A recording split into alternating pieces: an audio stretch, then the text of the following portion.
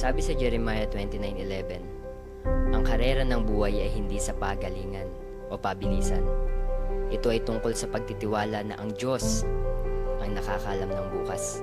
Ang kwento kong ito ay tungkol sa expected end na pinangako ng Diyos sa mga taong sumusunod sa kalooban niya.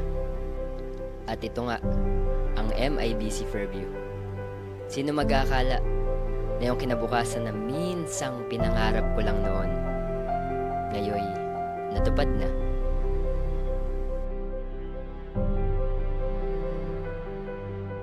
Maliit pa lang ako noon, pero malaki na akong kumangarap.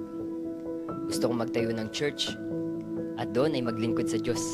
Magpapatayo ako sa Fairview ng malaki church sa Fairview City. Oo na, manahimik ka na. 1 hour ka na nagsasalita sa harapan ko. Sige, magkarera na lang tayo. Sige! 1, 2, 3, go! At yan, si Steven, ang best friend sidekick ko. Simula pa man noon hanggang sa paglaki, ay lagi na kami magkasama. Magkasamang maglaro, mag-aral, at higit sa lahat, lumago sa Panginoon. Yes! Panabembro! Panalo na naman ako. Grabe, bilis mo talaga. Bata pa lang tayo, hindi na kita maunahan. Kailangan kaya manalo sa akin, bro, no? Nang tumungtong ako sa junior high school, lalong lumalim ang aking vision na magkaroon ng church. Walang segundong hindi ko naisip kung anong klaseng simbahan ang may papatayo ko.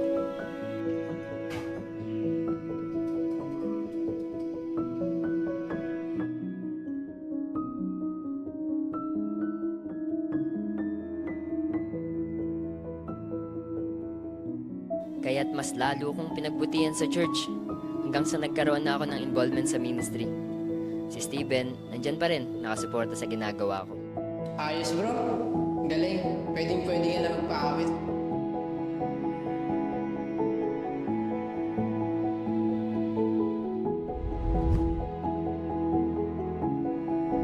Pagpasok ko ng kolehiyo, nagsumikap talaga ako mag-aral ng mabuti para mas mabilis maabot ang pangarap at ambition ko.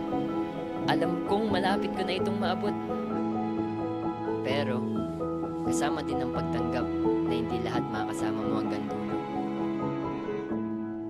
At pagtapos kong mag-aral, naganap ako ng trabaho para mabilis na matupad ang aking pangarap.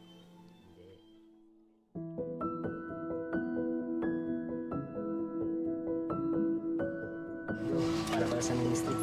Thank you bro. At sa wakas, ang simbahang pinapangarap. Pangarap.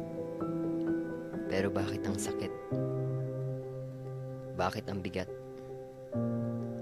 Masasabi kong maraming tagumpay sa buhay ko. Pero't puno rin ito ng pagsisisi. Sana naalala ko nung nag-full-time work ako na ang Diyos, siya ang nagbibigay ng lahat ng kailangan ko. Hindi ko sana inubos yung sarili ko sa trabaho naglayo sa akin sa Kanya. At nalimot kung bakit ko sinimulan ang lahat. Para pala sa ministry. Thank you bro. Pero wag mo kakalimutan bro, mas mahalaga ka pa rin kaysa sa perang binibigay mo. Oo bro, alam ko na yun. Tanggapin mo na lang yan. Sige, ito na ako. At hindi kayang palitan ng pera ang saya ng paglilingkod sa Panginoon.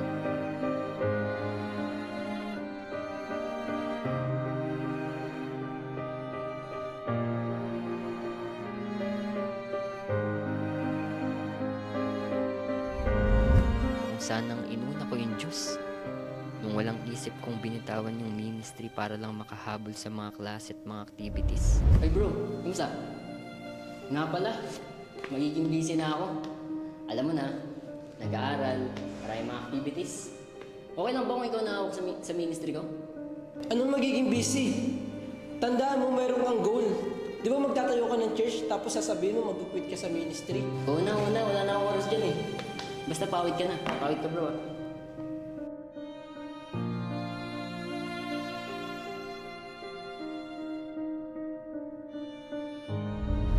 At ang pinakamalaking pagsisisi ko, sana'y hindi ko pinangunahan ang plano sa akin ng Diyos.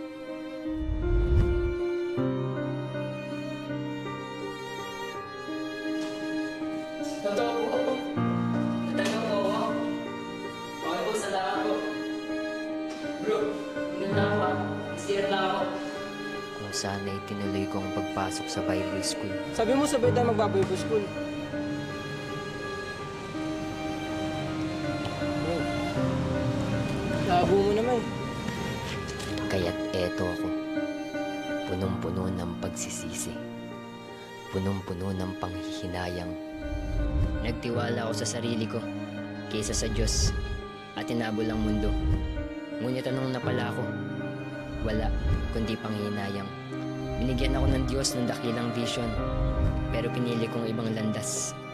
Sa uli, talo lang ako. May magandang wakas na inihanda ang Diyos para sa buhay ko. Pero sinundan ko ang sarili kong daan. Ngayon, isang salita lang ang naiwan. Good morning. Welcome to our church opening. Ako po si Pastor Steven at tatawagin ko po si Brother Robic na magpapaawit. Pagsisisi.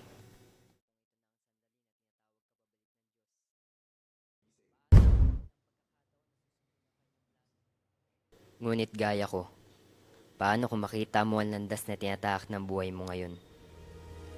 Paano kung ito na ang sandali na tinatawag ka pabalik ng Diyos? Paano kung ngayon ang pagkakataon na sundin ang kanyang plano? Hindi pa uli ang lahat. Piliin natin ang daan ng Diyos sapagkat may magagawa ka pa.